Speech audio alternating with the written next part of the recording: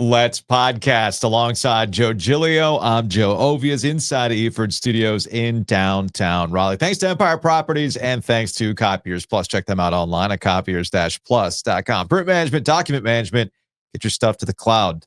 Don't put off that 2025 problem. Take care of it today before everybody breaks out for the holidays. If you're watching on YouTube, there's a special treat. Joe got a new Ethan Hyman photo behind him on the wall to add to his collection of great moments in Triangle sports history. And this one's an all-timer. It is Dave Doran and Bill Belichick. This is what? That's a young Dave. That's like 2017, right? Pro Day 2018. Okay. So it was the 17 team Chubb and all those guys. Gotcha. And Bill's, J-Sam, Naheem. Everyone thought they were going to take either J-Sam or Naheem. Yeah. They took neither. Yeah. Fuck you, Bill. Right out of the gate. No, for not taking Naheem or J-Sam. I mean, like they were born and bred Patriot, versatile players. Well, it just goes back to his player evaluation now, doesn't it, right? Doesn't it? No, but what I love about the juxtaposition of where you put that on the wall is that you're perfectly placed between Dave and Bill, and they're both amused by get a load of this freaking chucklehead. These are now my two favorite Ethan Hyman pictures of all time. The Law of the Wolf is the fan drinking, being consoled by his significant other. Yes. And now the Belichick Dave, Diamond Dave. Man, that's a moment in time. What a time to be in the Triangle, man. That is a moment in time. I've said this before, and I'll say it again. Northeast Corridor, yeah, I get it. Hardcore into sports, constantly calling up sports talk radio, complaining. The other Joe Giglio gets to deal with. Yeah, Eagles. Making fun of my guy, Trey Turner. He has like a jihad against my guy. It's so strange. And of course, right now, I'm sure WIP is in full. But are the Eagles for real? They won't get their Super Bowl tickets. Which we'll talk about a little bit later on in the lightning round. But see, in the Triangle, we get Bill freaking Belichick to show up to a Smith Center game in his blue Alexander Julian. My guy, Ben McKeon, who used to do part-time stuff back in at 850 The Buzz. He's a Ben who sits behind us at every hockey game, right? Sound? No. That's Ben Alexander. Oh, okay. Long-time radio engineer. Ben's seen and done just about everything, man. He's all of our bands. He's up there with Maudlin. Yes. You know? Like Maudlin's seen and done everything, right? Now, Ben's a photog, and he posted some photos on Instagram of Bill Belichick. I'm like, dude, if I didn't know you were the one who you took these photos, I would have believed they were AI. Like, there's no way. Like, who cooked up this fever dream on Inside Carolina's premium message board? Bill Belichick wearing Alexander Julian at a game, at a basketball game. That's quick. It's a quick assimilation. He's got to do it, though. Was there a duck belt? What was fish belt? Fish belt. You got to play the game, man. You got to play the game, dude. Does anybody even have a fish belt? Like, I'm still confused over that entire rant. You don't hang out at the places he hangs out at. That's all I'm saying. If you hung out where he hung out, you would see fish belts. Okay. All you have to do is go to the village dry district. Cleaner. Is that what it is? Or? Go to the village district. You will see fish belts. Fish belts. Yes. Are they made? Is it shaped like no? There's like a pattern. It's a pattern of fish, and it indicates like you're super into coastal life, man. And the coastal life. Oh, the coastal life. Different. There's different ways of indicating that you're all about that coastal life. Okay. You can put on the back of your truck Salt life. Which I always thought was slut life. It's not. I was very confused in those early days of carpool. Yeah. The moms dropping their kids off at kindergarten with that salt life. And I'm like, I mean, I get it. It's a new generation. You're raised on Britney Spears, but I don't know if I'd be putting slut life on the back of my window, dropping my kid off in the carpool. No, it was salt life. You got salt life. You got Hey Bo. You got Hook. Like basically all the stuff that you can buy at the Wings outside Carolina Beach. Like all that stuff is the back of your truck. That's how you indicate you are into coastal life, or you're that fancy coastal life. You're that figure eight island coastal life. Okay. That's the no bald logo head. Life. Yeah, you're wearing logos, but it's like Fish Hippie and various other Peter Millar. There's all sorts of stuff that you can wear with that. Anyway, I have a buddy of mine. Shout out to Brian. Brian's kind of like Tofu in that he kind of takes whatever you flavor him with. Seriously, every woman he has dated up until marriage, he kind of took on the flavor, if you will, of who he was dating. So back when he was dating somebody who was like super, super clubby, well, guess who was super, super clubby? And then he married a nice woman from Lumberton. Okay. And he's got the Guy Harvey shirts. He's got the Crokies now. he's a little tofu, That's all. Anyway, we digress. Shout out to everybody who showed up to the OG Tailgate yesterday outside of Lenovo Center. We were in that 1000 East lot. Joe was working the grill. He did not break anything. I didn't break anything. I don't think I even so much as dropped anything. Well, there was some bourbon that was spilled. That wasn't me though. That was the wind. That was the wind. You did not do anything. Yeah. You did not do anything. We had a good time. I am sad though. I was thinking about it. Thanks to our friends at Nature's Relief, by the way. But check them out, naturesreliefhempstore.com, especially in the holidays. You're going to need to take a little bit of the edge off, dealing with family. Chill. Yes. No, maybe I need one because I was chilling thinking, I was getting anxious thinking, man, they paved paradise and they put up a parking deck because where we were is not going to exist pretty soon, right? Next football season, at the end of next football season, that lot is going to undergo the construction. That's where the parking decks, the alley, the Lenovo Park, if you will. Well, as hit us up, Lenovo people. I heard some ad for Lenovo the other day, and I'm like, they're sponsoring everything right now. Lenovo, you got a progeny here. Let's go. Hey, you got enough to throw around to them. You got enough to throw around at us. Brandy, I know you know people. Yeah, Brandy. You're in marketing. Brandy. You can't be having scoreboards and everything is updated by Lenovo and not be on the OG. Come on now. That doesn't work in our world.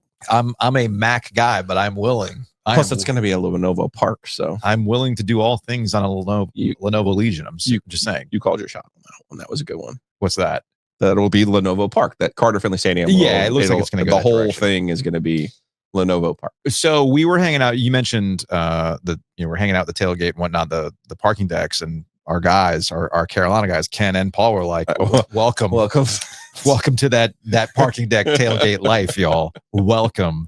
Get used to it. That was fun with Ken and Paul. It was good to have some Tar Heels. Yeah, it was good. It was good to come through. They feel good. They're feeling. You can tell they feel good. They're a little frosty about the Bill Belichick stuff, and they should, man. Yeah, Why not? And then ended up going to the game. And by the way, Jacob was very confused as to why you were kind of like targeting him. Yeah.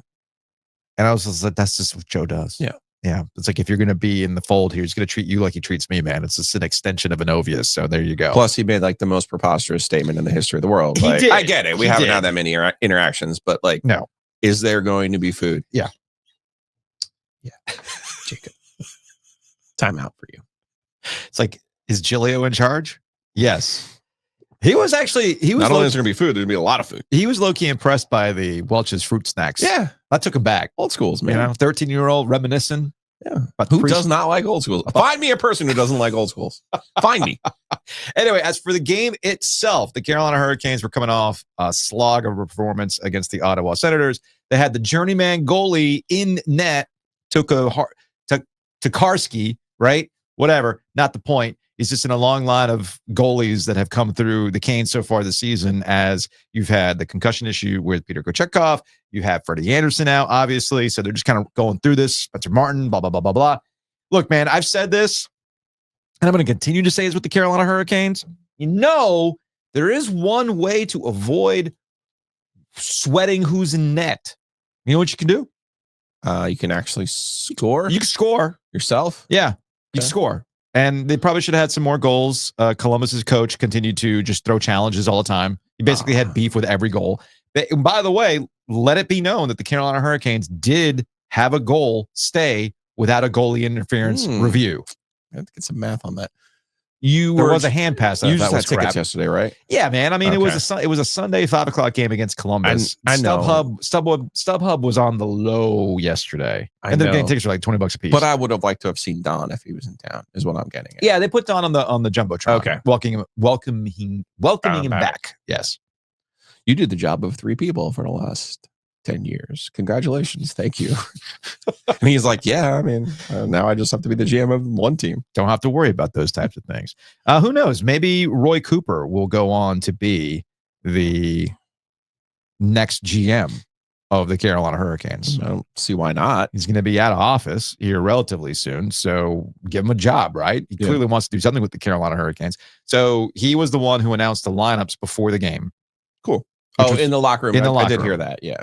And then after the game, he shows up. I did hear that because Tripp was talking about his pronunciations, and it's funny because Tripp is obviously a true character.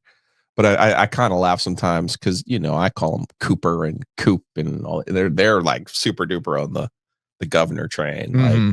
Like, do we have to like change his name in a couple weeks here? No, he's Cooper. He's Cooper. Freaking Cooper. He'll be up here in the studio this week. Number 2, Roy. I don't think we're gonna get the Order of the Longleaf Pine. That's fine. We haven't earned it. I mean, no, what do you mean we haven't earned it? We absolutely have earned it. We absolutely have, Joe. Nah. Have you? Give me the best podcasts in North Carolina who have been named by the readers. Okay. Is that not enough? No. Oh, it's okay. not. That's a good point. It's a very good point. So here's Roy Cooper after the game, after Rod does his goal horn cursing for a variety of things.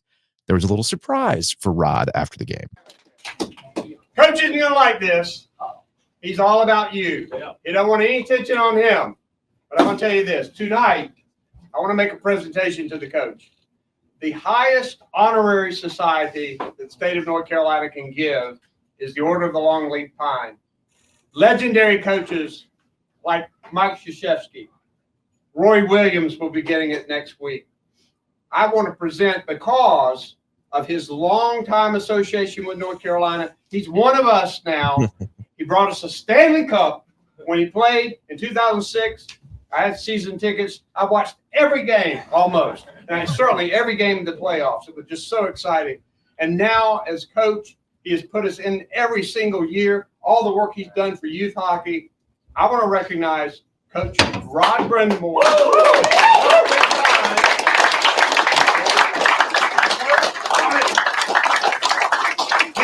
Society means that anywhere in the free world, you're entitled to give this toast about North Carolina. Here's to the land of the longleaf pine, the summer land where the sun doth shine, where the weak grow strong and the strong grow great. Here's to down home, the old North State.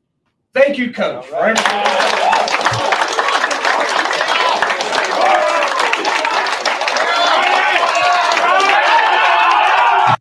He's Rod hates mad. this so much. He's like mad. Rod hates that tracks for Rod so much. Oh my goodness. No, but awesome. That's an awesome thing that happened for Rod Brind'Amour. Obviously makes a ton of sense as things have developed. Because, for a guy who showed up on a super, super weird snowy night in North Carolina with a trade and being miserable, the guy has absolutely turned himself into the best coach that we've got here in North Carolina and a great representative of North Carolina and the community too. Cause he says for youth hockey and things like that, you're going to see Rod just about anywhere in a rink and he's always making time for people. Incredibly nice, incredibly just genuine dude. So it could not happen for a better guy. So great to see. In the grand tradition of us giving Roy Cooper gifts, is there some sort of order of the OG that we can present him with? I mean, we made him the captain with the hoodie. Yeah, we did. Yeah, he doesn't get any more gifts. Yeah, I was going to say, I'm going to give him the beer stick tomorrow. We can have a little diet sun drop in that. I mean, we'll do that. Definitely do that. Anyway. Yeah, there's got to be some sort of ACC championship picture that I could find for him. I mean, he cares about all teams. Remember, he told me this. That's right. Yeah. That's right. So maybe you give him a version of the Michael Connell shot. I want one from the Carolina game. Carolina. Yeah. Okay. Yeah. Okay. That makes a lot of sense. One of the big boy taking Baycott to school, maybe. There you go. Yeah. You got time. Yep. He's running through tomorrow afternoon, so we'll make sure that you have enough time to do that. Now, speaking of professional sports here, before we move on to the Carolina Panthers, we did talk about hockey for like a hot minute, so you know what that means. We took a bit of a hockey break, and when we take a hockey break, we play the jingle. Let's take a break. Let's take a hockey break. Brought to you by Happy and Hill. I will be going to Happy and Hill for lunch today. Shout out to the North Hills location. I'll be hitting that on my way home. Now, the Happy and Hill app makes it super, super easy to get in and out. I also suggest Happy and Hill because we are in peak doing too much season. Yet, for instance, yesterday at the tailgate, I ate 2 hot dogs. I had a couple beers. I had bourbon. Look, you got to counterbalance that. Roughage, Bueno Bowl with the salad. That's my go-to move. So download the app today. Make it super convenient for you to get in and out at a Happy and Hail location across the triangle. All right, Carolina Panthers. I watched a chunk of the first half before getting to the OG tailgate yesterday. And when I got my car, I was like, oof, Panthers. Because this is the issue with the Panthers, if we can be somewhat serious about football for a moment. Do we have to be serious? I mean, sure, why not? Okay. Coming off the games that they've had, right? Yeah. Where Bryce Young has played well, where you can see the glimpses of them having something. If they just cleaned up the mistakes, they should be able to take care of some business. Losing to the Chiefs, there's no shame in that, right? Losing to the Eagles, even though you had a chance, Eagles are on this win streak. It continued yesterday against the Pittsburgh Steelers, right? Like, they're just on a heater right now. But you almost did it. If Liggett just holds on to the ball, they're winning that game, right? And same thing with the Buccaneers, who my dad was at SoFi yesterday to see the Buccaneers and the Chargers. And I don't know why. I do not know why. I was confused by that because I was like, oh, is Miami playing in a Monday night game I thought that too, but like my dad's out visiting some family and just decided to check SoFi off the list. Oh, that's smart. I was like, oh, okay. He's like, the last time I was here was for a Super Bowl with your grandfather. And I was like, well, LA? Yeah. And I was like, well, this is not a Super Bowl rematch, but enjoy yourself.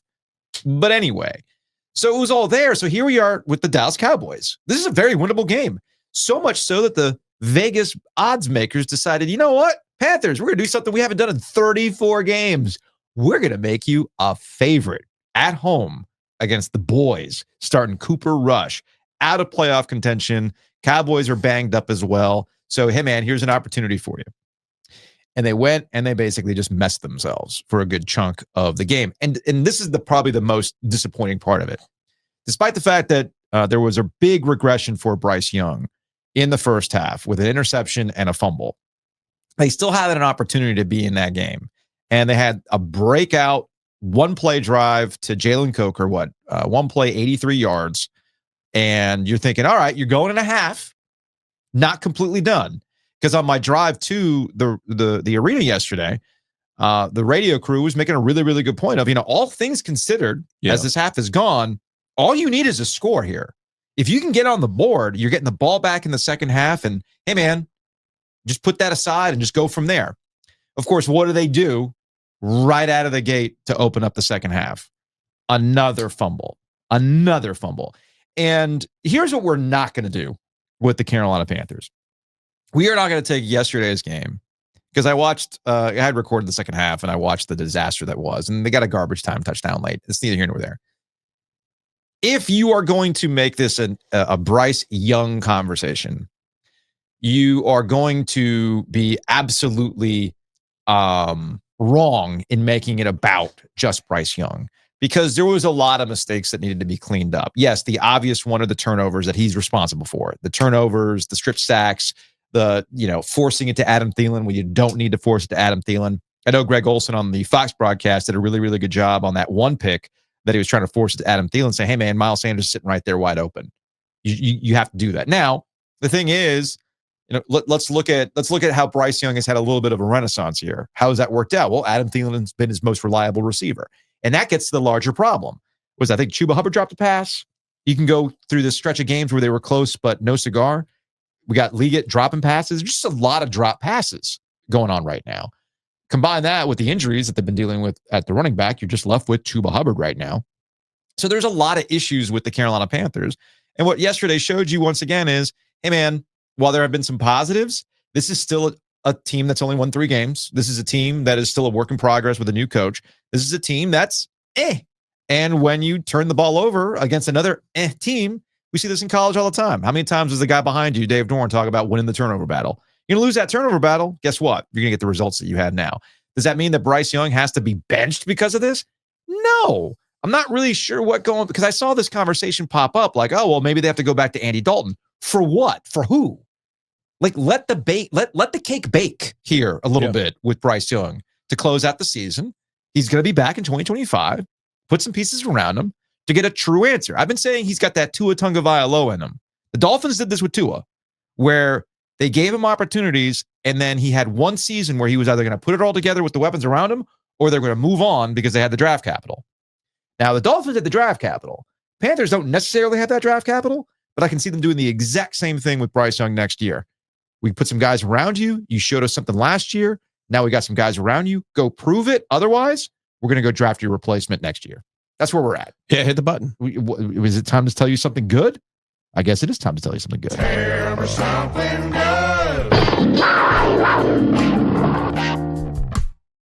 The Panthers lost. Now they've lost 4 in a row, but they are moving up in the NFL draft order. They have the 5th pick as we sit here on Monday, December 16th. And of course, the ultimate good news.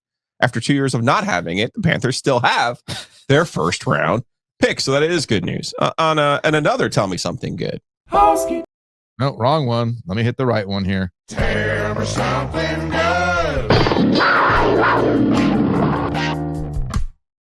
I've compared the Panthers to bourbon before. I will now compare the Panthers to a rec league team in this very specific way.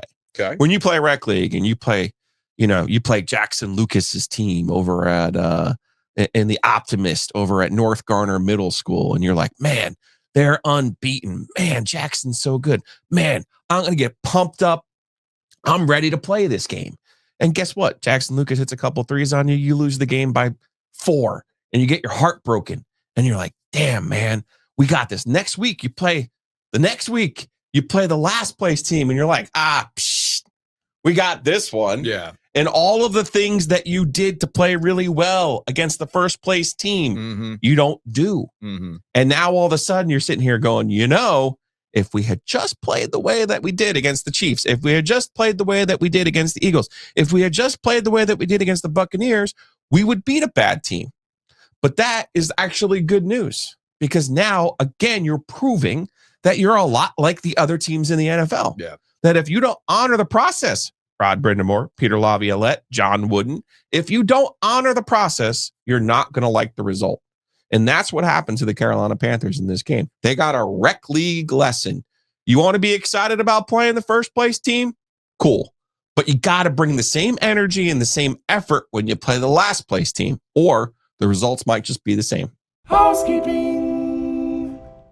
And it's brought to you by Enovana. Check them out online at enovana.com. Green cleaning solution. If you have mess inside your mansion or trash in your cabana, get it clean with Enovana.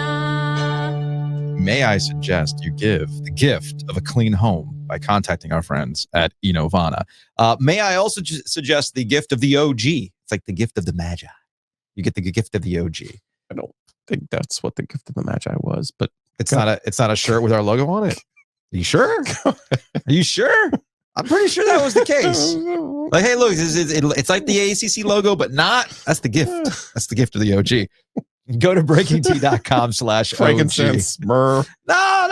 And a hoodie for Breaking Tea. What are you talking about? I'm pretty sure I learned that in Catholic school. I don't know what you're talking about. Anyway, go to breakingtea.com/OG. Use that promo code OG at checkout. You'll get 10% off the OG merch. And Breaking Tea's got a free mystery shirt for you. Just say what city you want it from, and they're going to send you a free mystery shirt of that particular genre. Also, you can give the gift of the OG by going to ogtrianglemedia.com and signing up for OG fans. Had a couple people roll up yesterday say, hey, man, really enjoy the OG mailbag. What are you laughing at?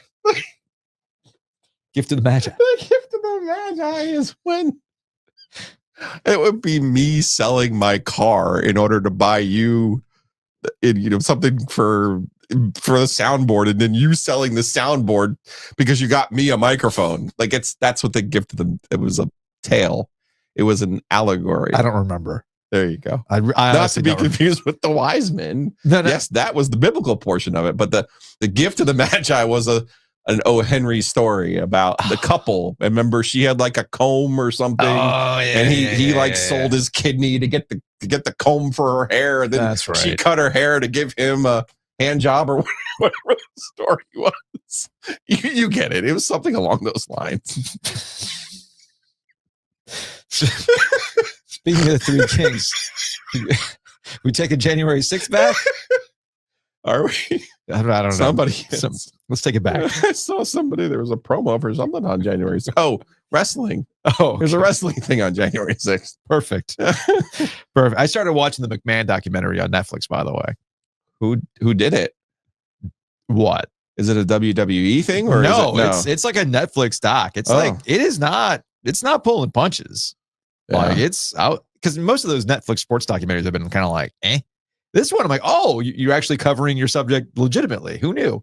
It's so far, it's pretty compelling. Oh, because Netflix did the Florida one that everyone was like, oh, that was terrible. Because like Urban Meyer was like the executive producer or something, right? Yeah, this is a Bill Simmons production. So it's actually pretty well. Really? I've watched 2 Bill Simmons documentaries here in the last 2 weeks. The Yacht Rock one on HBO, and now I'm watching the one about McMahon. Anyway, I digress. Go to ogtrianglemedia.com, be an OG fan. And then you can then sell that subscription to go get some money so you can go buy Bomani Jones tickets at the Rialto. Getting closer. January 31st. So go to the Rialto.com.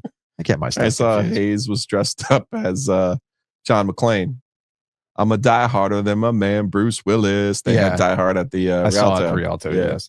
At the OG Tailgate, our guy Matt Davis came on through. He did. Matt's our guy, man. InsureGarner.com, the OGinsurance.com. You can save on home and auto with our friends at State Farm. Or you can just call Matt directly at 919-779-8277. I'm rocking the Roback right now. Shout out to everybody who's now realizing, oh, yeah, I missed those episodes where you guys were promoting like the Trunk OG and the Roback quarter zip and all that kind of stuff.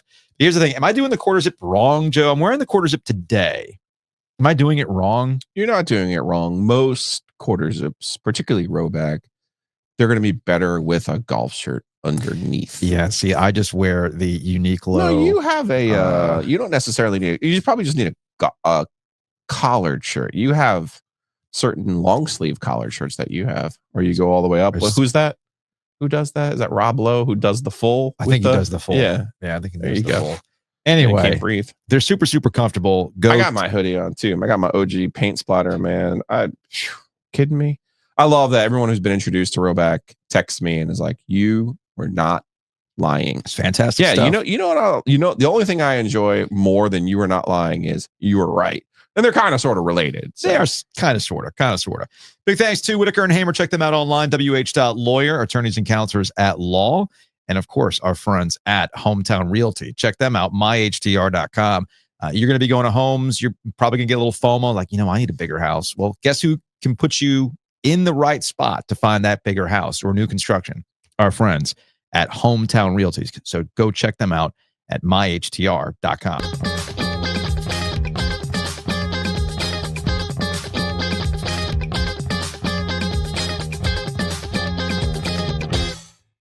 I feel like there's a lightning round within a lightning round. There's a lot of college football things we need to get to and some NFL things we need to get to. And they kind of blend together with Bill Belichick and the Jets.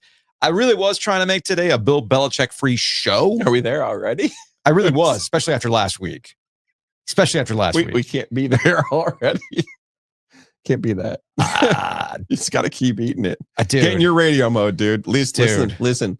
At least you don't have to do it for 3 hours or 4 hours. You just have to do one segment, and you got to do one a day. You got to pump that thing out the YouTube, sir. It was the realization when I was looking at our Instagram account, and I was looking at all the reels, and it's like Bill's face, Bill's face, Bill's face, Bill's face. I'm like, man, we really did hammer the Bill Belichick, which of course, how could you not? I mean, it's an incredibly crazy thing, and I thought things would calm down after last week. All right, cool. He's the coach. What's he going to do between now and then? There's going to be some staff hires, obviously. We can go look at Mike Lombardi's track record of not being so great, but that's either here or there. Yeah. But I was waiting for this to happen. This is what I was waiting for. Can I just dunk once, please? Sure. While you were waiting for this particular thing to happen, yes, I was waiting for everyone else who doesn't pay attention to catch up to us to the point that we made even before he was hired. Okay. I think it was Rich Eisen or someone else was going through their actual schedule. Oh, and I was like, Oh, how about that? Welcome. Hey. Welcome. Hi. It might have even been Coward. It was one of the bigs. It was Colin Coward. It was one of the bigs. It was Colin Coward looking at the schedule. Their schedule. And I'm like, yeah. You don't say. But the schedule doesn't matter. It's college football. We also don't know what that roster is going to look like. Amari and Hampton, peace out, off to the NFL. I know some people are mad at me because I legitimately thought everything comes up roses for Carolina all the time anyway. Yeah. Why wouldn't? Because, State is struggling this year because they couldn't keep Mo Diarra. let's call that one for what it is, okay? Mm-hmm. If Modiar was playing basketball for Carolina, is there any chance he's not playing basketball for Carolina right now? He's there for he's there for 8 years. No. So when I saw there was like a slight hesitation in the news for Hampton, I was like, oh man, they're about to throw a bunch of money at him and he's going to come back and it's going to be Baycott all over again. Yeah. But obviously he plays a different position. Obviously he has a real chance at some money. I mean, I wouldn't be surprised if he could have made more money in college next year than he does in the NFL, but totally understand what he's doing there. It's a different sport, different position. I understand all those things. Mm-hmm. And then I also started thinking, I'm like, Giglio, you got to start thinking like Diamond Bill Belichick, Billy Football. I mean, it's going to be, the skill players. What does Bill have a particular type when it comes to skill players? He does. Do they look like Amari and Hampton? No. Mostly they don't. No. So yeah, it's going to be like Elon's third string lacrosse player who ends up being their running back. And then it's going to be someone else who runs a great shuttle. Mm-hmm. No lie. That came in my feed this week because I'm getting all kinds of Belichick stuff in my feed. Are you getting like the Danny Woodhead mixtape? I'm better. That Julian Edelman ran a great quick shuttle at the combine. Man. And only the Patriots had the foresight to look at this college quarterback Of course. who had unbelievable quickness and space. Mm-hmm. And I was like, yeah. Because the NFL and college are the same game. Regardless, speaking of But the those NFL, will be his skill players. I know. I get it. I get it. So last week, I got some pushback about Bill Belichick, the NFL, and why in the hell is he actually taking the Carolina job? Because again, I'm still in the middle of processing how this all played out.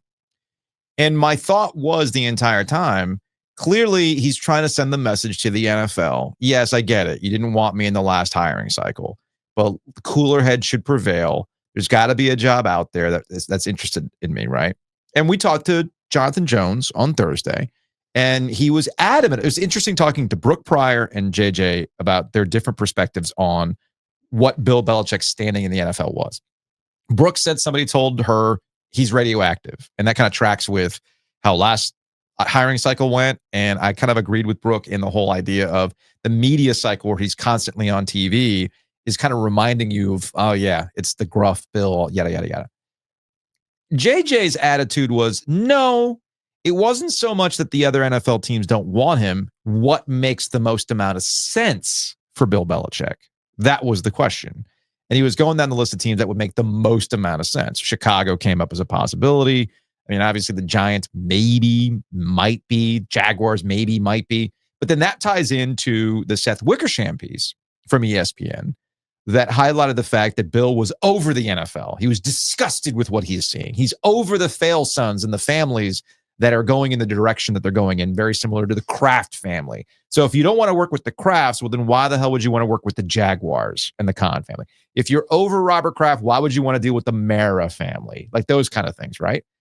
And of course, the Jets are available, but why would he want to coach the Jets? Doesn't he hate the Jets? Remember that's what the napkin and everything with the Jets back in the day.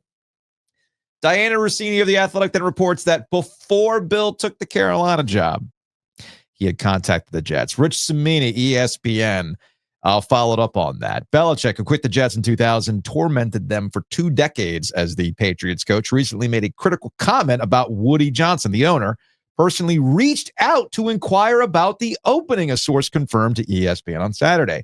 The Athletic first reported that Belichick's camp had contacted the Jets, with the Post reporting that Belichick himself made the inquiry. There were no formal discussions with the Jets, who fired Robert Saleh on October 7th. A source close to Belichick expressed serious doubt about whether he had genuine interest, suggesting it might have been simply due diligence.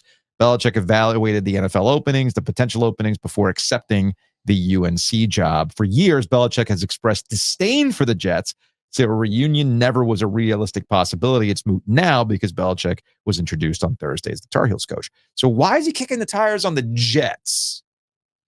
I mean, I would assume he kicked the tires on all of the ones that had interest to him. Otherwise, again, on the surface, the move doesn't make a lot of sense. It doesn't. When I try to explain to you people that Rich Kotite somehow got 2 jobs in the NFL and Bill Belichick, and he is, I believe, statistically the worst coach in the history of the NFL, the worst head coach in the history of the NFL. And Bill Belichick somehow can't get another job after winning 6 Super Bowls.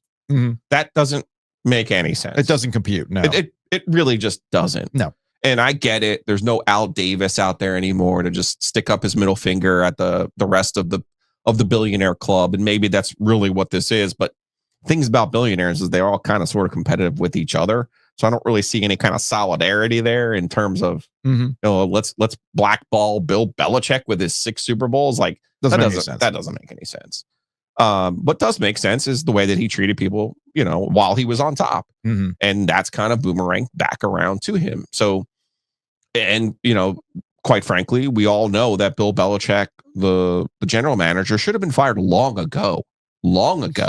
He made poor decisions draft after draft. The only thing he was capable of doing was drafting defensive players in the secondary at this point.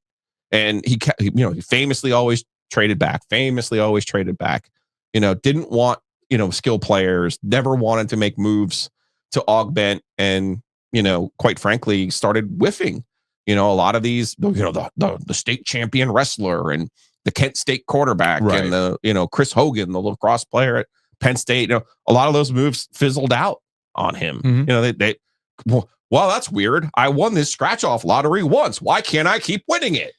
I don't understand. So here's the thing that I get back to, and this is something to keep in the back of your mind as this all unfolds and we get ready for next season. And I'm not even talking about the buyout reduction in June of 2025 that goes from $10 million right now as a buyout to $1 million in June of 2025.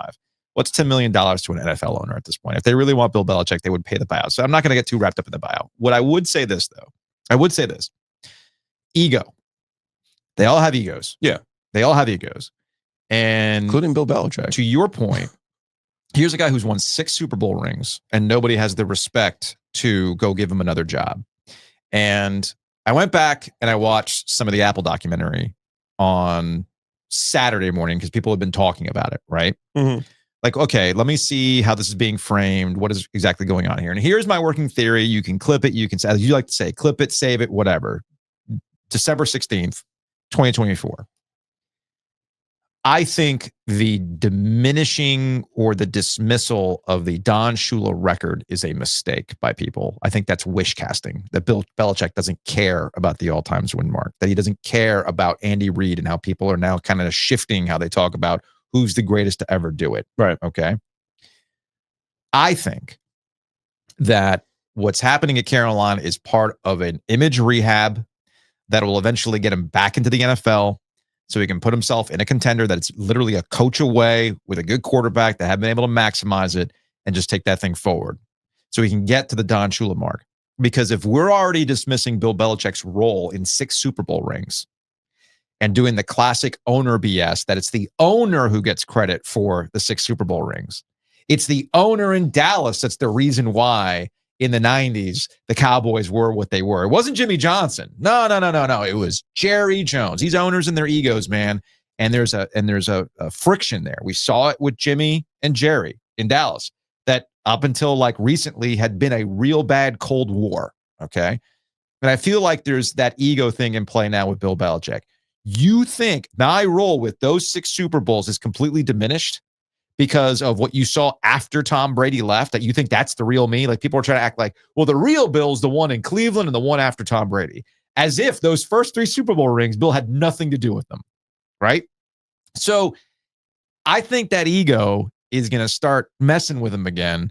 And next season, he's going to get through a season with Carolina. Next season, there's going to be an opportunity with an NFL franchise that's kind of set in place that just needs Bill to clean up all the stuff. Like we talked about with the Panthers earlier. The Panthers, if they could just clean up some stuff, they'd knock some wins. They'd have a win over Kansas City. They would have a win over Philadelphia. They just need to clean some stuff up. You don't think Bill Belichick can clean that stuff up? So I'm thinking that that's where we're headed. This also feels like a Deloitte situation. You go in. Are you familiar with consulting at all? Yes. Okay. Oh, I'm very familiar with consulting. No. I mean, like on the actual corporate level, I know. Not our radio bullshit. No. I know exactly what you're talking about.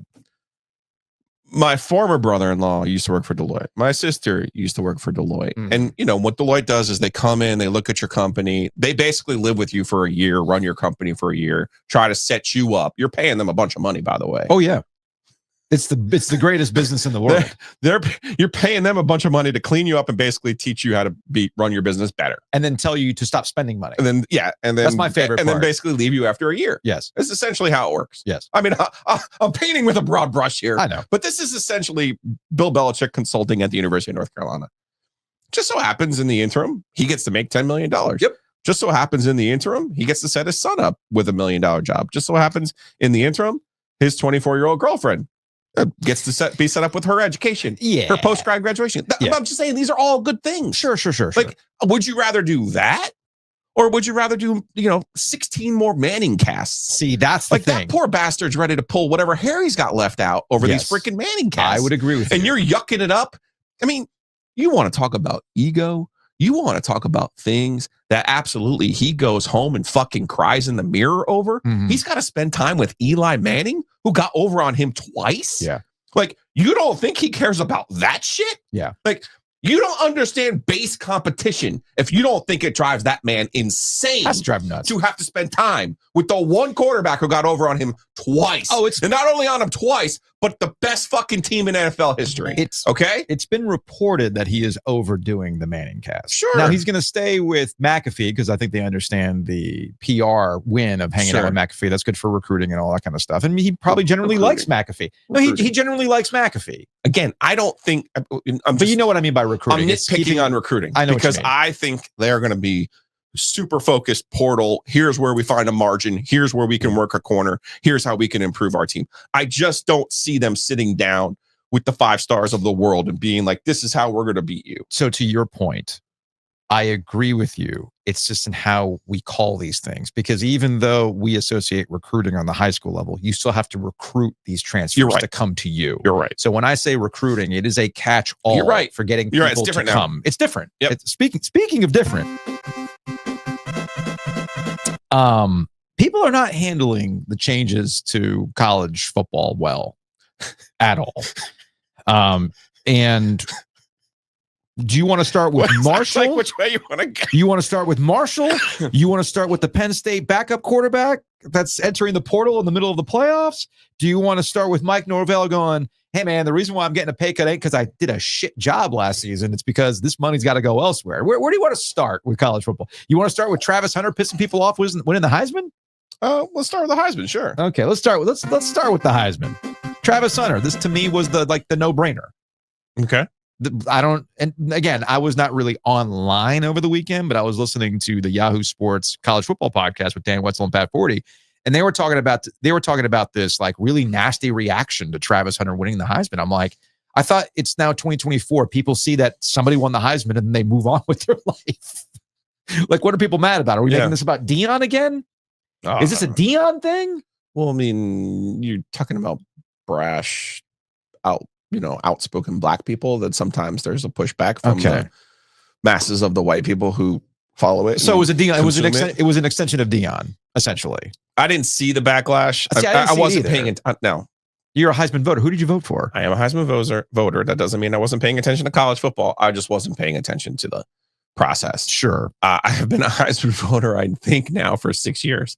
I have literally never picked the Heisman winner. So who did you vote I've for? literally never picked. I've never voted for the person who has won. Was it the Boise State running back? I went with Gen T. Okay. Yes. A lot of people wanted him to win. I mean, I just look at value. Colorado had a chance to make the playoff. Mm-hmm. If you're the best player in the country and your team has a chance to make the playoff, well, I mean, maybe start kicking extra points. I don't know. I'm not trying to diminish what he did this season, but I'm always going to look at value and what it means to your team's success. So to me, it was the Boise State running back. I had Hunter number 2 on my list. Speaking of value, what is the value of paying a coach a bunch of money going into 2025? From Ross Dellinger, Florida State coach Mike Norvell contributing $4.5 million of his own salary this year to the university in a restructured contract. It is the third such public move from a coach as schools brace for the era of athlete revenue sharing. Mike Gundy and Oklahoma State, that was the more high-profile one. They were apparently in a standoff related to how much money he was going to get and how much money was going back to the players. This is yet another example. It's an interesting situation, right? Because if I told you, hey, man, you're either going to make $8 million or $10 million this year and then no money the next year because you might get fired. Yeah. Or you can make $5 million this year, the next year, the next year, and the next year. You're like, well, I mean, yeah, just keep giving me more money instead of the one lump payment, right? Mhm. Like, this is just basic math. And of course, in the case of Norvell and Gundy, they've already made their nut, Yeah. right? Yeah. So what makes more sense? You give up some of that money, you try to invest it into the roster. You know, it's wild though that they don't even have to launder it. They just give it to the whatever they've set up. Good for them. Meanwhile, another Ross Dellinger tweet, Penn State's backup quarterback leaving with an impossible decision as the playoffs overlap with the open portal period. He's leaving the team a week before a first-round game. Timing of the portal period is not just impacting bowls, i.e. Marshall. It is impacting playoff games. And this is from Bo Pribula. Never heard of him. Who knows where he's going to end up? He's got a graphic, though. We are, not for long, since I'm entering the portal. But yeah, I mean, are we surprised by this? I mean, it's Penn State for life. Like, yeah, Penn State for life, but I know it's the why- playoffs. I'm here for my why do teammates, these but I'm guys do entering the this? portal. Why are these guys? No, the Texas kid did it last year. Ended up at Duke. College football needs to fix their calendar. Yes. Otherwise, it's just going to keep getting worse and worse. And speaking of fixing the calendar, people are upset at Marshall for backing out of this, the Independence Bowl against Army. Yeah. And I think Louisiana Tech is now stepping in. Yeah. I think Tim Brando is going to be, on the sidelines cheerleading for Louisiana Tech. But regardless, people are mad at Marshall. I'm kidding. I don't get that one. He's from Shreveport. Oh, okay. So he's anytime, and if anybody says anything negative about the Independence Bowl, Tim's on it. Tim will find your ass. Okay. He will find you. The deuce. Iron unkind on your tweets about the Independence Bowl. Regardless, here's my question.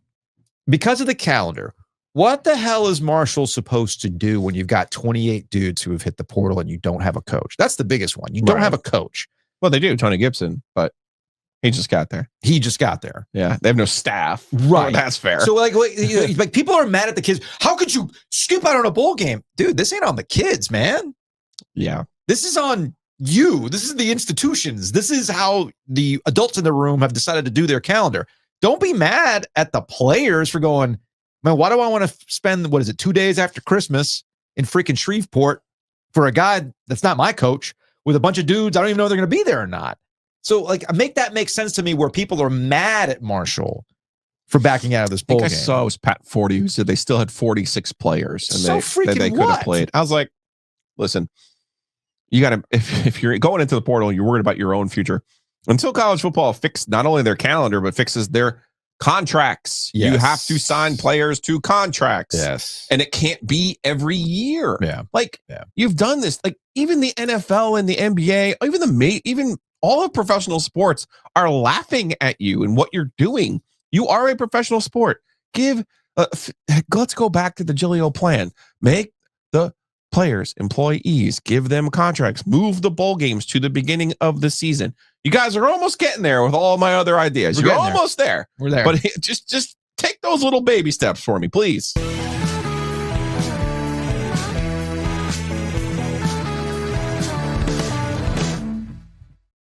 Big thanks to Home Field Apparel, homefieldapparel.com. Use that promo code OG24. Although check the website. They're running some sales every so often. They got like 1 day only deals, like for 30% off, or like buy one, get one 30% off, or 20% off all site wide. Bottom line, go to the website, go find yourself some goodies.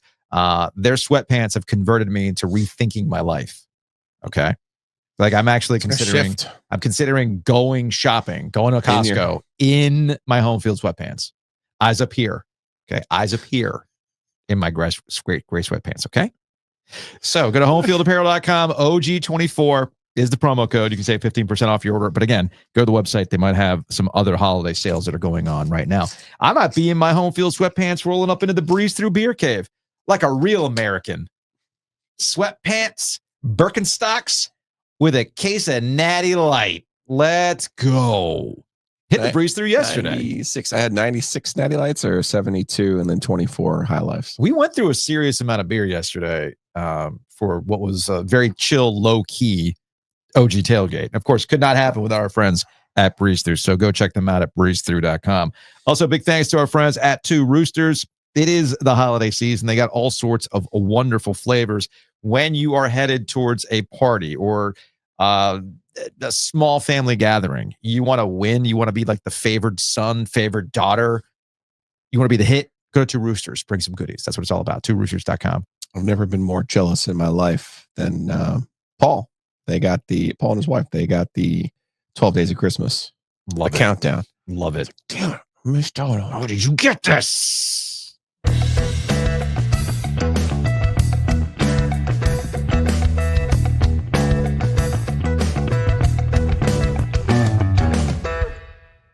So on my drive in this morning, I was listening to the Eye on College Basketball podcast with our friend Matt Norlander and Gary Parrish. Shout out to Nada, who produces that podcast. And it got me with the very just SEO friendly SEC getting 12 teams in the NCAA tournament. Well, admittedly, I have not necessarily been paying attention to a ton of SEC basketball this year. I just know that they've been running it right now. But then I looked at what they did over the weekend. I know you watched some college basketball over the weekend because you have a working theory about Army-Navy weekend, in between the conference championship games and the playoff games. But the SEC had themselves a weekend in college basketball. And when you look at their non-conference schedule and you also look at how they're beating these teams in the non-conference, I mean, by double digits. I mean, they are hammering all these other squads. Matt Norlander floated the idea that the SEC is going to get 12 teams in the NCAA tournament. That is one more than the record, which was set, ironically enough, in 2011 when the Big East got 11 teams into the NCAA tournament. Now, my first thought about the SEC getting 12 teams was cool that you get these amount of teams. The only thing that matters in March is how many of these teams actually get to the Final Four, how many of them get to the Elite Eight. And remember, in 2011, it was UConn who won it all in one of the ugliest basketball games I've ever seen in Houston. Yes. Okay. Gross game. Doesn't matter, though, because they ended up winning. And I know you have a working theory with the SEC as it relates to basketball. They've got money. That money allows them to get big coaches like Bruce Pearl or Nate Oates. Okay. Mark Pope and the crew in Kentucky are cooking right now. Great to see them on this run, right? And with all the money they're bringing in, Is it? It's fine. When Kentucky's good, it's good for college basketball. Oh, okay. All right. So If you say so. I think so. They beat Louisville. Louisville's in the Pat Kelsey rebrand thing right now. Yeah, they got Louisville's a bunch of injuries. They also do have a lot of injuries, right? So the money helps them get the coaches. Money in this era helps them get the players, Yes. obviously. They're always deep. They're athletic. They're Mhm. fast. Mhm. They are, man, they are AAU plus. but are right? they tournament good is the question. Yeah. I mean, this might be the year that it changes. Maybe. God, I'm still embarrassed from the year I picked an all SEC final Yeah. when we were working on radio and not a single one of them showed up in the Final Four. That really hurt. Whoopsies. That really hurt. But Tennessee goes on the road, beats Illinois. Like, this is the official start of college basketball. Yeah. The Army-Navy Saturday. Tennessee beats Illinois on the road. Great game. Auburn beats Ohio State by nearly 40. You mentioned Kentucky. Alabama beats Creighton.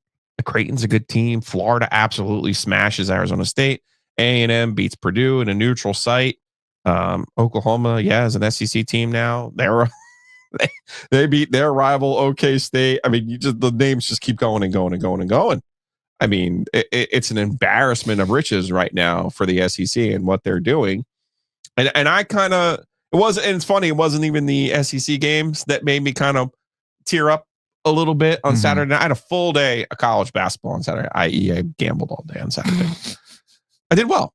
Okay, good. I got to the final. The final game of the night was Gonzaga and UConn. Yeah. And of course, they're in the Garden. And I'm just sitting here going, ooh, man, could the ACC ever? And then I was like, man, is there someone who could have played in this game for the ACC? Duke UConn is the same, right? Duke. As Gonzaga, UConn. That's it. But it just kind of had the feel of like, wow, that college basketball has gone here and just kind of move. It's like college basketball's the NFL and the ACC's Bill Belichick. And the ACC is sitting here going, what you guys? But wait, we have all these titles. Why are you ignoring me? Why are you freezing me out? The ACC has entered into master of none territory. Master of none. Well, I mean, I'm looking at, I had jotted down for today. This is real simple, for real. Yeah. It's a new era of college sports. Mm-hmm. The SEC teams are willing to play in the new era. Yeah. The teams in the ACC have been slow to adapt, starting with and not limited to the University of North Carolina. Mhm.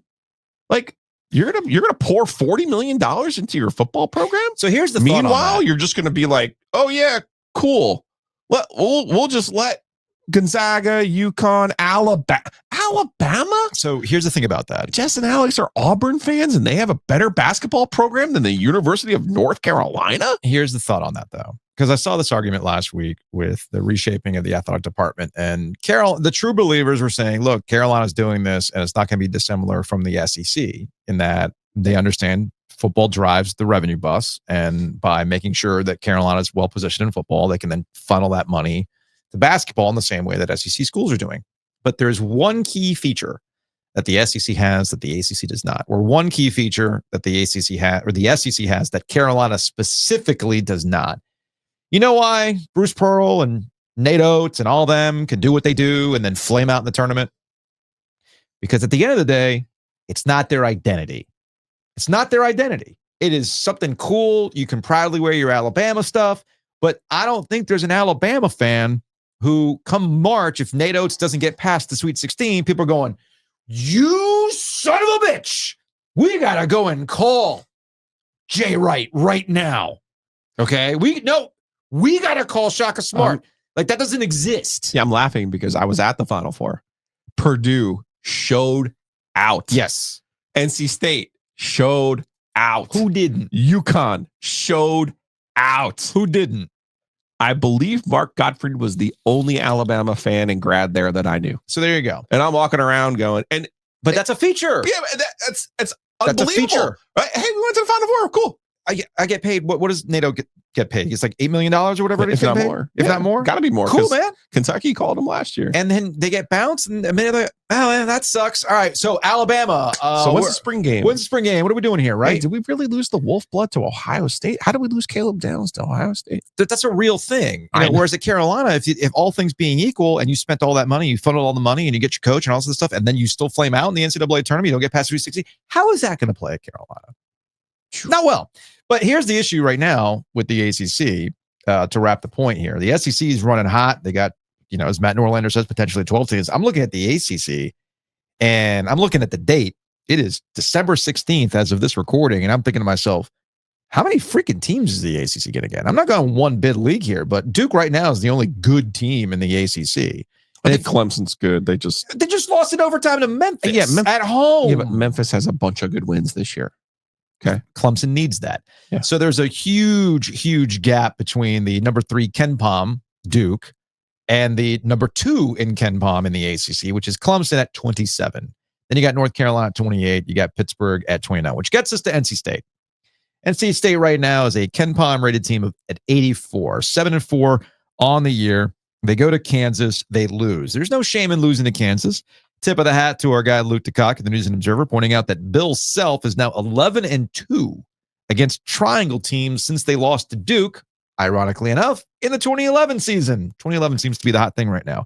So 11-2 versus triangle teams since they lost to Duke in the Champions Classic in 2011. I am not going to get too wrapped up in State losing to Kansas. There. It is what it is. What I would say about NC State, though, is where the hell on the schedule are you going to get wins that puts you on the right side of the bubble? That's my question. I'm looking at, and the ACC is not going to help them. As of right now, when they get past Ryder on Sunday, December 22nd, you've got a slew of ACC conference games. Currently, Virginia is a KenPom rated 101. Wake Forest is a KenPom rated 107. Notre Dame is a KenPom rated 87. Their best game opportunity between now and the Duke game on Monday, January 27th, is one game and one game only. That is the North Carolina game on Wednesday, January 8th. SMU is currently rated 50th in KenPom right now.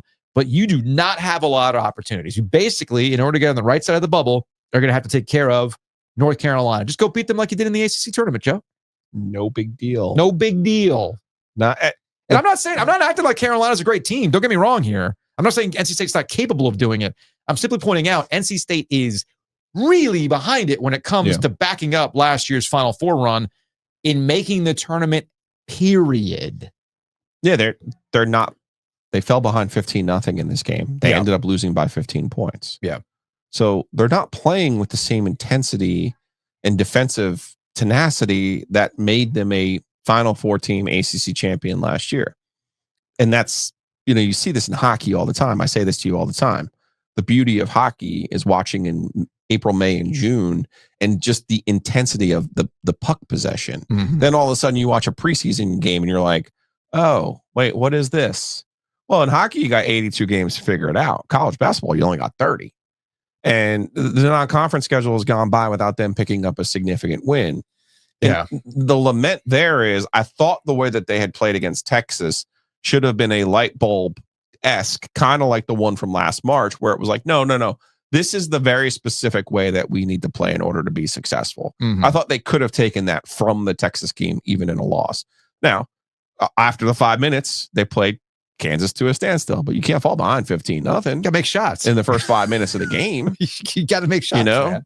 And now what's in front of them? I mean, is there a realistic path, not just for state, but for some of these other teams in the ACC? Is there a realistic path to the tournament based on who you could beat in the ACC? ACC's short of beating Duke. ACC's looking at 3 tournament teams right now. Well, they could get 4 if it's Duke, Clemson, Carolina, and then someone else wins the ACC tournament.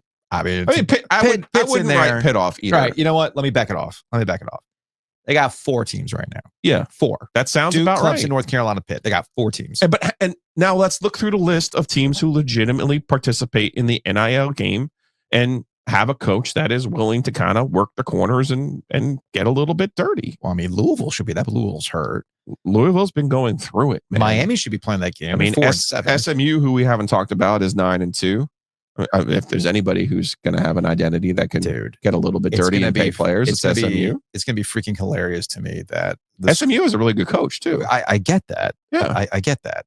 I think it's hilarious that SMU is going to be carrying the banner for the ACC. Carrying the freaking banner for the ACC, both in football and basketball. That's but hilarious. I'm saying if you legitimately look through the list of ACC schools who are willing to adapt an SEC mentality, there's not a lot. There's just not many. I mean, and that's the bottom line. Yeah. And that's where the ACC needs to figure it out and figure it out quickly.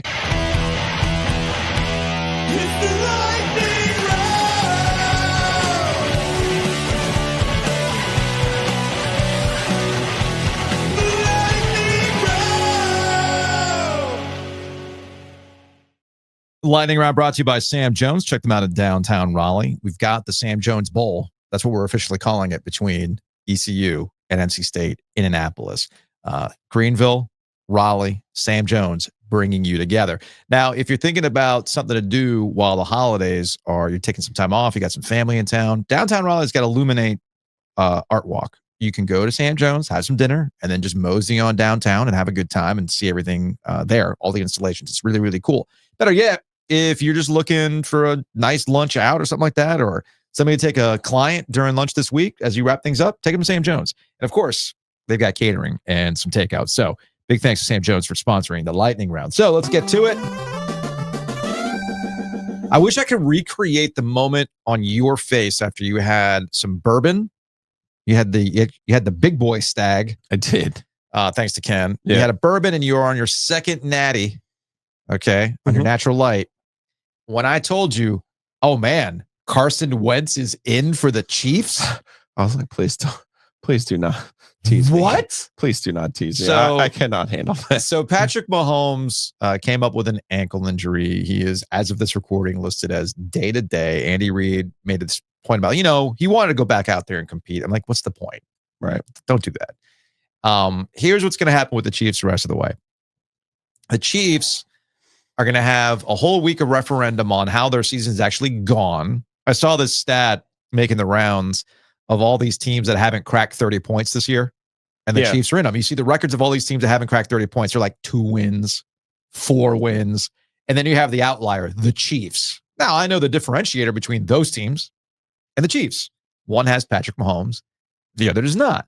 Now, if Patrick Mahomes is not 100%, well, this whole, hey, man, 3 Super Bowls isn't out of the equation. I don't care how they've looked all season long. They still got that dude. Right. But if they don't have that dude, Joe, forget it. Josh Allen sitting here going, MVP, man, screw the MVP. I'm ready. I'm ready. What could possibly sink? What could possibly sink a dynasty? Giglio having 5 tickets that include the Chiefs getting to the Super Well, Bowl. I actually think this is a larger conversation. I think there's a difference between the two, which gets us to another item. You have the Chiefs and you have Patrick Mahomes, and that's a matter of attrition. They can lose wide receivers. You know, Travis Kelce is not his old self. I get all that stuff, but as long as Patrick Mahomes is good, then I'm trusting the Chiefs. But attrition, Yeah. okay. At some point, attrition is going to get to the Detroit Lions. I think it was last week More injuries. or Sunday. It was Sunday. 3 more injuries for the Detroit Lions. At some point, this will catch up to them. It's all on the defensive side. It's going to catch up to them. Yeah. Okay. And I think that's one of the more underrated aspects of how we talk about these teams. You know, are they clutch? Are they this? Is the coach a doofus? Are they healthy? Okay. Which I think with the Detroit Lions, I'm not quite sure they can really do much given the overall attrition they've been dealing with this year. With the Chiefs, they can still find themselves with the bye, get healthy, and Patrick Mahomes will be fine. Yeah. You know what I'm saying? Yeah. Well, plus the Chiefs' real strength is their defense. Whereas the Lions, yes, their offense is very good, all But- those things, but at some point you have to stop, you have to get 1 or 2 stops. You do. Now, speaking of Josh Allen, based on this weekend, it appears, I'm not going to go full Jim Nantz, like, well, you know, with the Bills beating the Lions, it shows you that the Bills are really America's team. No, stop it already. Come on, y'all. The level of desire that goes the Bills' way for everything to go right for Josh Allen is somewhat amusing to me.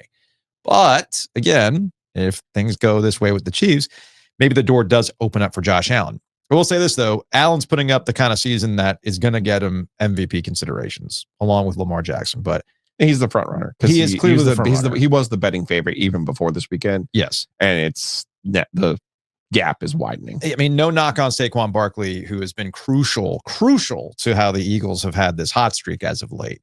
But Josh Allen is the favored son. Like, people want him to succeed. I have no other way to put it. They want him to succeed. They want good things to happen to the Bills. It's fine. That town hasn't won anything in a long time.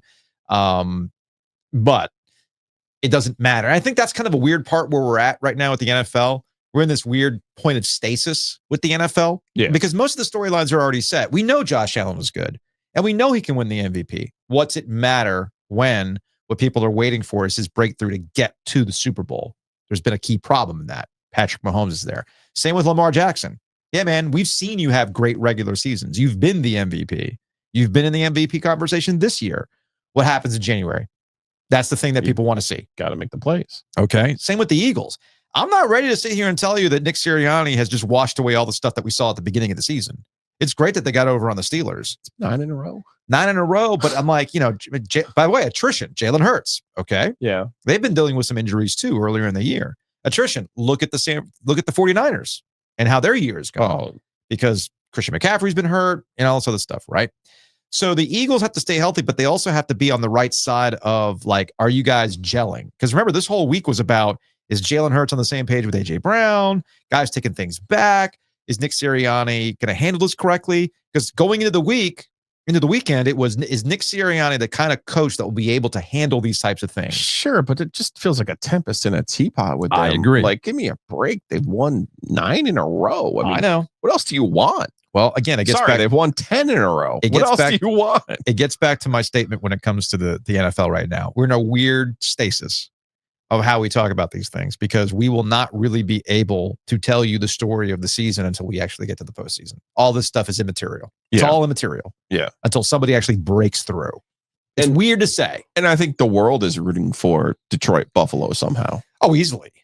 Easily. I don't know how that's going to matter. So who's going to be the bad guy? In that situation? Are they both going to be the bad guys? Are we going to get the Chiefs and the Eagles again, as if anybody wants to see the Chiefs and the Eagles? If we get Bills Lions, it'll be like easily the most expensive Super Bowl ticket of all time. Hands down. Easily. Hands down. And that'll be the story. It'll be kind of like when Carolina took on Michigan State in the championship game. It's going to be about 2 cities that are desperately wanting their football teams to succeed. All right. You have Detroit, who's been just an also ran for the longest time. Never been to the Super Bowl. Right. And then you got the Bills, who run up against it 4 in a row and couldn't win. Yeah. Right. So those are going to be your 2 stories. 2 towns, economies hit hard. Football's a thing that keeps everybody together. And here they are in the Super Bowl. It's going to be warm fuzzies, man.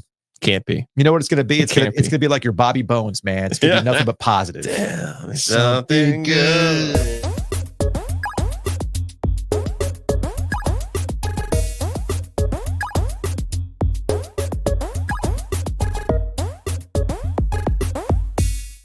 I'll tell you something good. You're going to work out. Get to O2 Fitness right now. Don't be, look, I'm not saying that you don't go in January. I'm simply saying get ahead of it. Okay. Because you know how it's going to be in January. Yeah. Get ahead of it. All right. Get ahead of it.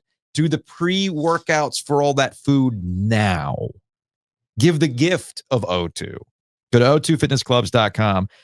Great. Look, Give locations. yourself the gift of O2. Is that the gift of the Magi? No. Different one. So go to O2fitnessclubs.com. Great facilities, location.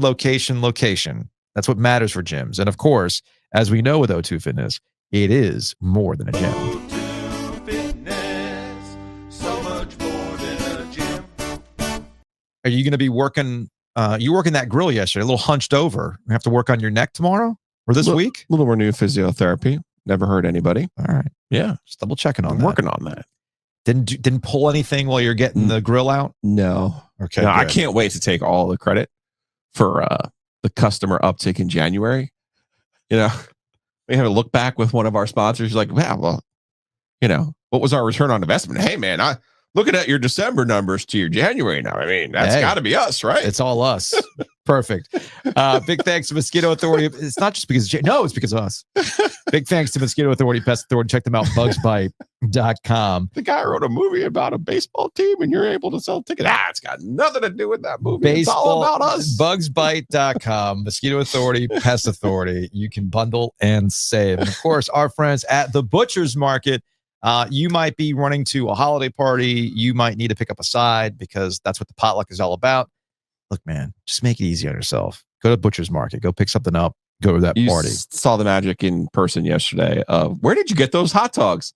The Butcher's Market. Those are really good. I'm like, yeah. Yes, they are. Yes. And I know what you're thinking. Jelly, I'm going to go to the Butcher's Market. You want me to spend money on hot dogs? Yes. Yes, I do. Treat yourself. Tell you what, man, I had 2 of those dogs. They're totally and completely legit. They're man. delicious. Absolutely delicious.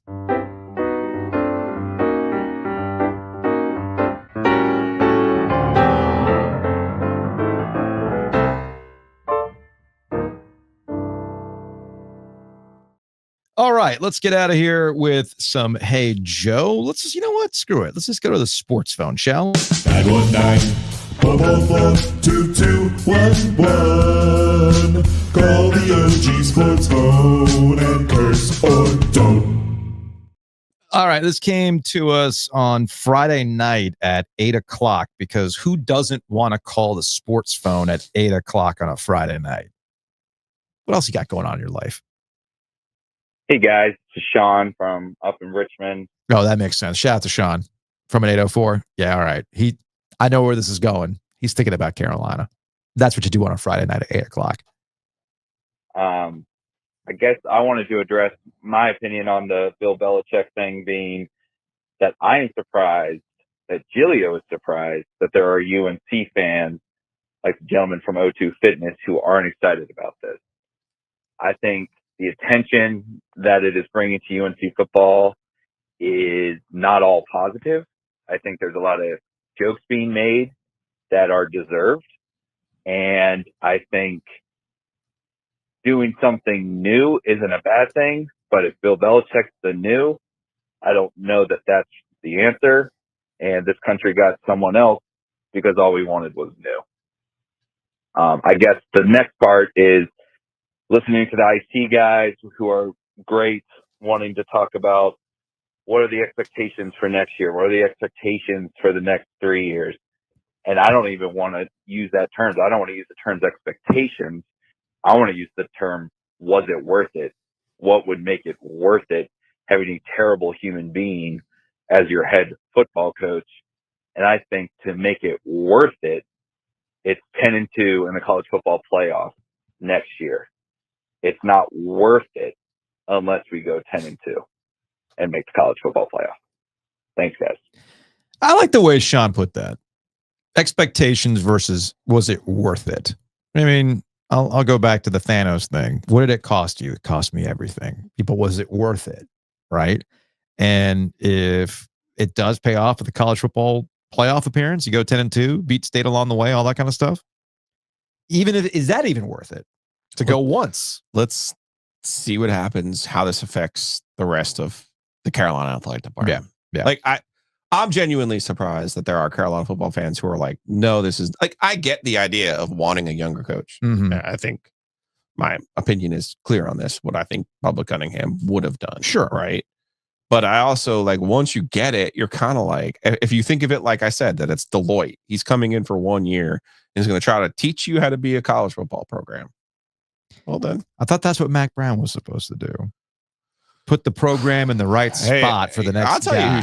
you who should be upset. It is Mac Brown. Yeah. Like, what was their financial commitment under Mac? And Mac now was, what is it for under Belichick? I mean, well, that's what's going to be worth? fascinating. But that's the other thing, though. Who's it worth to? Sure. Right? Sure. So that's all. All right. From a 919 number. You guys were talking about how Belichick doesn't understand the triangle dynamics because his first words were beat Duke.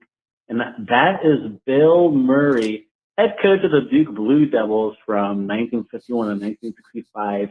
Erasure. That's right. Bill Murray, even better than Spurrier, greatest Duke football coach of all time. Vic Lubez was the best basketball coach. Peace. Apologies for the Bill Murray Blue Devils coach from 1951 to 1965. Erasure. Clearly a relative, but wouldn't Wally Wade be the greatest Duke coach of all time? I don't know, man. I guess we forgot about Bill Rose Murray. Bowl. I think people understood what I was getting at. The triangle dynamics when it comes to Duke and Carolina and football are not the same as they are between those two guys now, head coaches at NC State and Carolina. All right, from 252.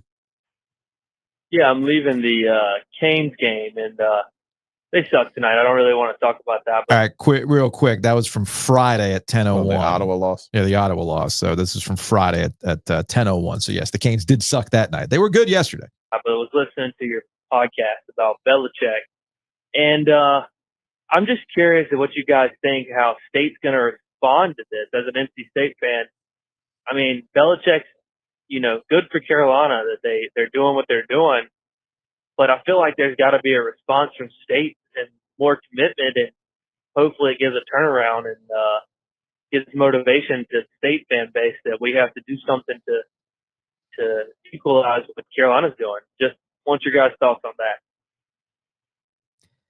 I don't think State does anything in this particular case. Because again, I'd be watching with curiosity from afar as to what's happening at Carolina. Obviously, if you're NC State, all the things that are happening at Carolina and how does NC State respond are true regardless of who the coach is. Just take a look around at college football.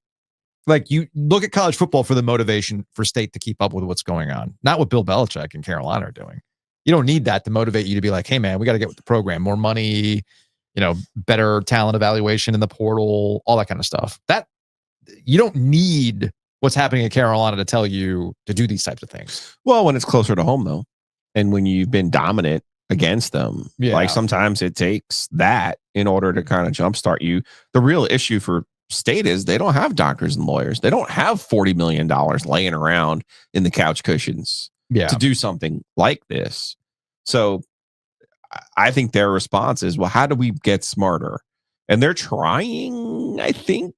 They're trying to get smarter about how they go about who they sign in the portal and who they don't. Mm-hmm. But, this team needs a significant upgrade on defense that I can only see happening in the portal. And so far, it's been kind of quiet on that front from their defensive side. From a 619 number. Hey, Joe and Joe.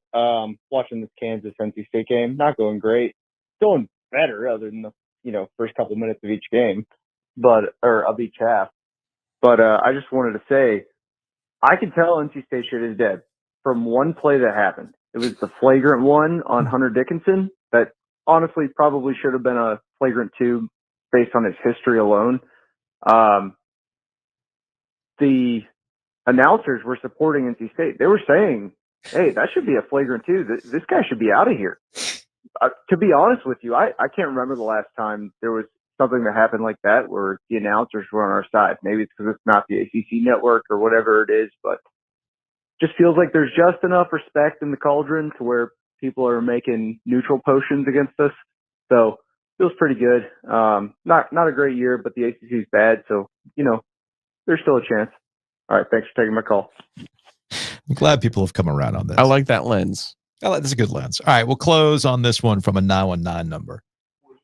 Where can my DJs be? The pro leagues took them away from me.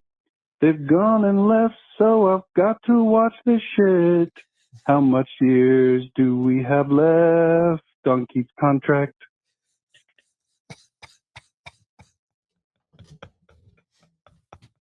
Pearl Jam's coming to the Lenovo Center. Yeah, I missed the pre-sale. So if anybody wants to sell me their tickets at face, by all means, reach out to me. Appreciate that. Both nights are sold out already? I think they both, well, at least the pre-sale. I know the secondary markets could be ridiculous. Interesting. And Caleb wants to go to that show. Kelly wants to go to that show. Yeah. So I'm gonna try to find tickets for that. I completely missed out on that. I feel like a dumbass. Is what it is. I mean, wow. Because I was supposed to go to that show, because Pearl Jam hasn't been here since the HB2 debacle. Yeah. I would go see Pearl Jam in concert, of course. I saw them at Walnut 50 Creek. years old. Are you kidding? I saw them at Walnut Creek on the Yield tour, I think, if I remember correctly. Way back in the day. Concert though? Yes, I think they are good in concert. Yes. Okay. Yes, I enjoyed the show that I went to. I went with my brother-in-law and my father-in-law back then. Yeah. And I'm pretty sure it was when the Last Kiss had blown up. If I remember correctly. That actual song is the name of that song. Yeah, Last Kiss is the name of the song, I think. Regardless, I've been listening to a lot of 60 songs that explain the 90s. It's a Ringer podcast. Oh. Now they're on to the 2000s, right? But Rob Harvilla, he's like in our age range. So a lot of his cultural touchstones kind of are in line with what ours would be.